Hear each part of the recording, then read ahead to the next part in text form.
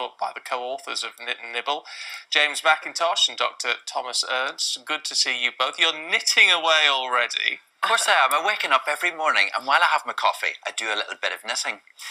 And it all came about because I had a really severe depression. And I started to knit. I don't know why, I just did.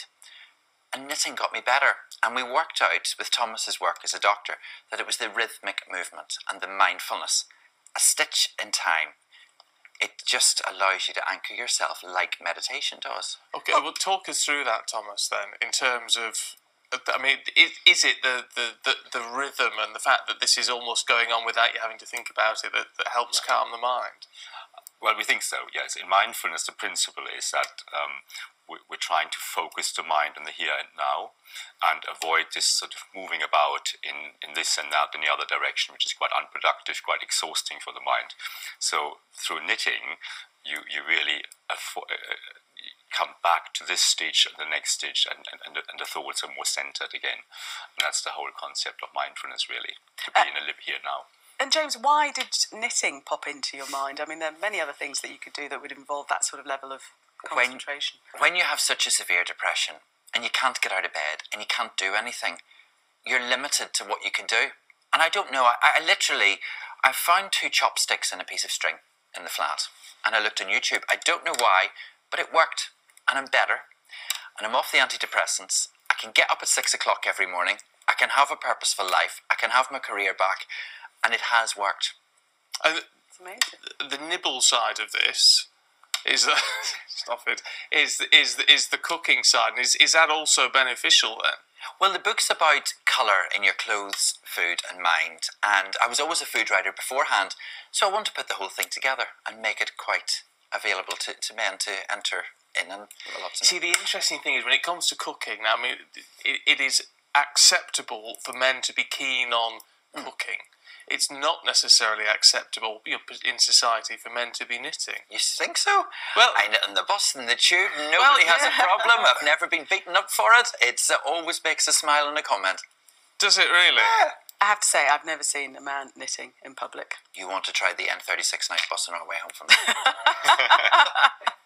So, I've got to ask, two knitted, are they home knitted tops? They are.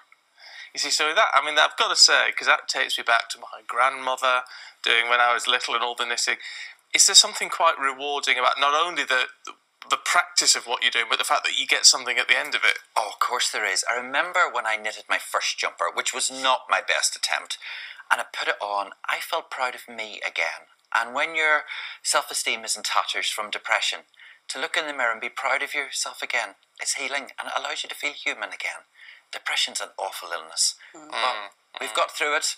We survived as a couple, and knitting was a big, big part of it. So if there are some men out there watching and they think, I'd really like to give that a go, might be a bit embarrassed, where could they go? Are there any knitting clubs that they can join? Is there anywhere they can go to try it out? I run a knitting club every 2 weeks in Peckham. The details are nibble.com. Also, the UK Hand Knitting Association has a list of all of the knitting clubs on their website. But, it's about start slowly. It's not a race. It's about the journey. It's not always about the finished item. And it does take time to knit a jumper. Yeah. In terms of the mindfulness aspect of all of this, I've always been intrigued by the idea of mindfulness.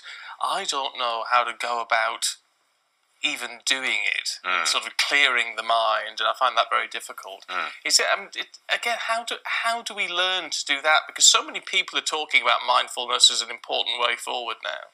Indeed. I mean, first of all, the sort of myth that there should be a clearing of the mind is not necessary.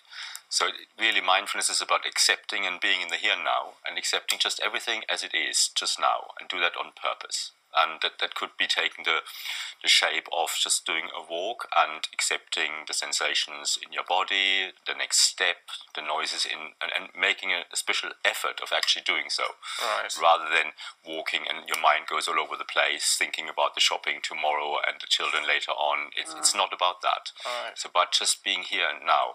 And it could be just a mindful walk.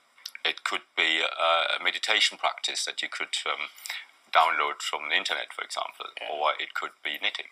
One stitch at a time. Well, what I want to know right now is, What is that? It's going to be a scarf. Is it? It is, but I think we've just spoiled my brother's Christmas present. Seen